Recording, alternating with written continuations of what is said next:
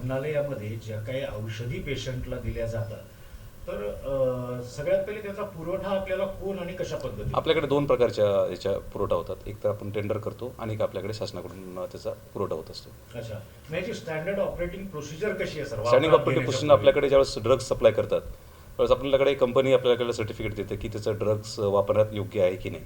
त्यानंतर आपण स्वतःहून NABLला आपण त्याचे सॅम्पल्स पाठवत असतो. सॅम्पल्स आल्याच्यानंतर ते आपल्याला वापरण्यास योग्य असल्यानंतर आपण ते वापरत असतो. मग हे रिपोर्ट येईपर्यंत वापरात येतात हे ड्रग? आपण सप्लाय करत असतो आणि जे समजा आपला तुटवडा जर आढळून आला तरच आपण ते वापरतो, बाकी वापरत नसतो आपण.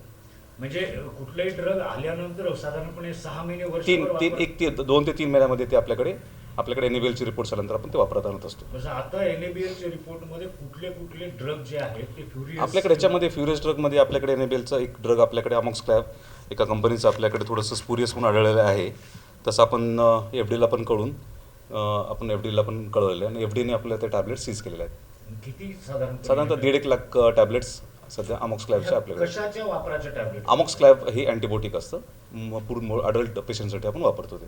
सर, एक मेडिकल एक्सपर्ट म्हणून मला हे तुम्हाला विचारायचं आहे की असे जे ड्रग आहेत समजा तो फ्युरियस निघाला आणि त्याच्या आधी जर पेशंटला दिला असेल तर त्याच्या शरीरावर काय परिणाम होतो का निगेटिव्ह? आता ह्याच्यामध्ये तर ह्याच्यात काही कंटेंट त्याच्यामुळं आढळून आलेलंच नाही आहे आणि हा मागच्या वर्षीचा स्टॉक आहे.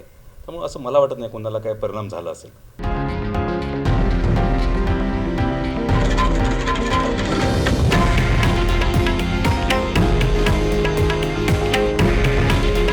हे आहे देशातील नंबर 1 न्यूज नेटवर्क आणि आपण पाहत आहात TV9 मराठी.